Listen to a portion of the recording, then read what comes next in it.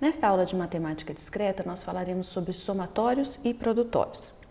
Os objetivos dessa aula são, então, apresentar o que são somatórios, algumas técnicas para manipulá-los e uns exemplos de manipulação e cálculos de somatório e fazer a mesma coisa para os produtórios, tá? A ideia, então, é capacitar o aluno para usar somatórios e produtórios para realizar ou formalizar os cálculos nos problemas computacionais. O problema da aula de hoje, então, é um problema que eu peço para vocês encontrarem a fórmula explícita para esse somatório apresentado aí. Nós veremos na aula de hoje o que são essas fórmulas explícitas.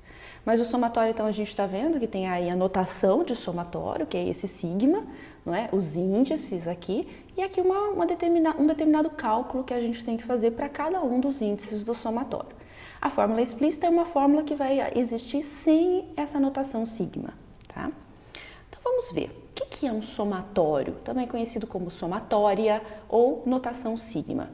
É uma notação utilizada para indicar a soma de parcelas que obedecem um determinado padrão.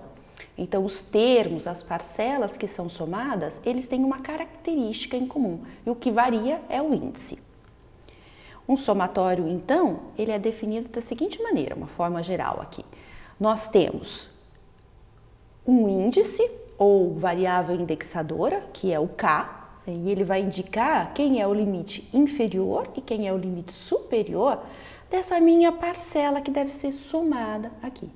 Então, o f de K é uma fórmula que vai depender aqui de quem é o valor de K, tá? A gente também chama isso de termo geral.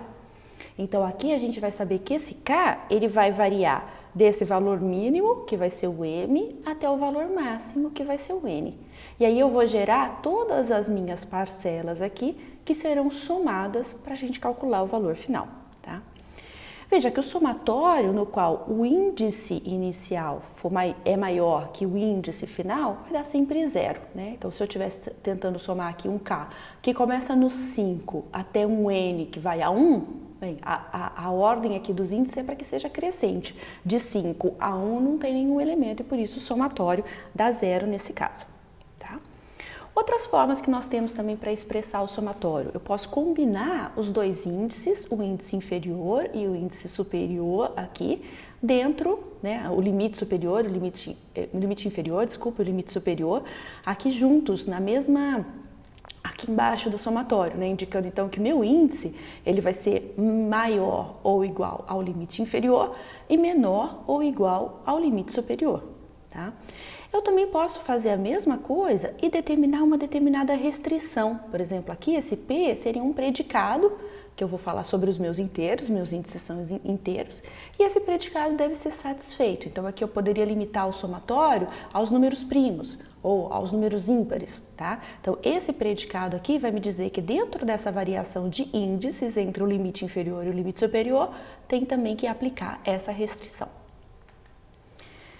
Quem que é o domínio do somatório? Então, o domínio do somatório ele vai ser o conjunto dos índices dos termos do meu somatório. Então, ali no domínio do somatório, eu vou especificar quais são os valores que o meu índice K vai assumir para que eu consiga calcular a minha parcela do somatório. Por exemplo, se eu disser que o domínio do meu somatório é esse K, esse conjunto K aí, definido com os elementos 1, 2, 7 e 8. Então, nesse meu somatório, eu sei que cada um dos meus índices K vai variar como sendo um elemento desse meu conjunto K. Então, esse meu Kzinho aqui, o meu índice K, ele vai ser 1, porque 1 é um elemento do meu domínio. Ele vai ser... Então, quando ele for 1, eu vou ter aqui o K valendo 1, então vai ser 1 vezes 9 menos 1, tá? Então, isso daí vai dar 8. Aí, quando o K for valer 2, então aqui vai ser 2 vezes 9 menos 2, tudo bem? Que vai dar 14. Quando o K for 7, então isso daqui vai ser 7 vezes 9 menos 7, isso também vai dar 14. E isso daqui, quando o K for 8, isso vai ser 8 vezes 9 menos 8, que isso também vai dar 8, tá? Então, nesse somatório, eu identificando cada uma das minhas parcelas, de acordo com os elementos do domínio do somatório, eu consigo calcular o valor desse meu somatório, tá? Então, se eu mudar o domínio do meu somatório, eu mudo o valor do meu somatório final. Tá? Então, atentem-se sempre para isso. Quem é o domínio do seu somatório? Pode ser definido como um conjunto, como é nesse caso, ou pode ser definido como os elementos limitante inferior e o limitante superior, tá? Que definem aí todos os elementos do meu conjunto. Se o domínio for vazio, né, que é o que acontece quando o limite inferior é maior do que o limite superior, por exemplo, então quando o meu domínio é vazio, o valor do somatório, nós já vimos, isso vai ser zero por definição. Então, como é que a gente calcula quantos termos eu tenho no meu somatório? Ou seja, qual é a cardinalidade do meu domínio do somatório?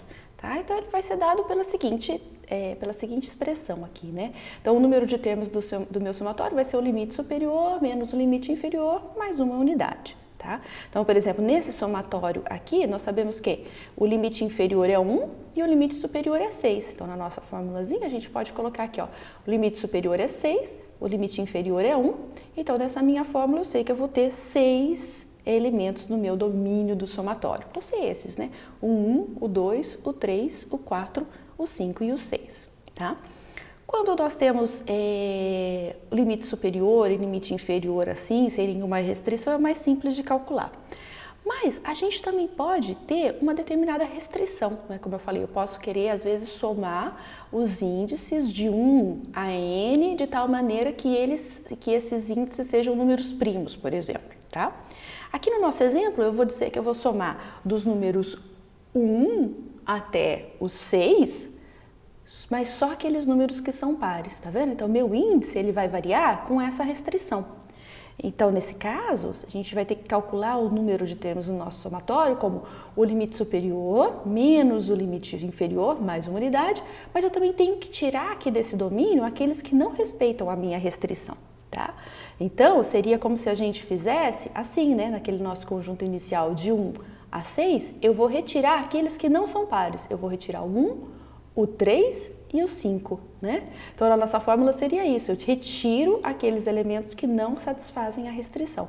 E, portanto, no nosso domínio do somatório, eu tenho um conjunto com os elementos 2, 4 e 6, um conjunto com cardinalidade 3, e esse então é o número de termos que eu tenho no meu somatório. Vamos ver se vocês entenderam. Quero que vocês calculem para mim, aí das letras A até a letra D, da letra A até a letra D, qual é o resultado desses somatórios. Então, no primeiro nós vamos variar aqui, ó, do índice 1 até o 4, tá? Uma expressãozinha muito parecida com o que eu mostrei de exemplo anteriormente. Aqui nós vamos variar do índice ao 10, incluindo ambos, mas com essa restrição de ser um número ímpar. E aqui, ó, a parcela vai ser obtida como o número, né, o índice elevado ao quadrado, tá? Aqui nós vamos somar, então, de 1 até n o valor 1. Aqui nós vamos somar, então, de 2 a 5, 4 vezes i, ok? Façam aí que eu já volto para ver como ficou com vocês.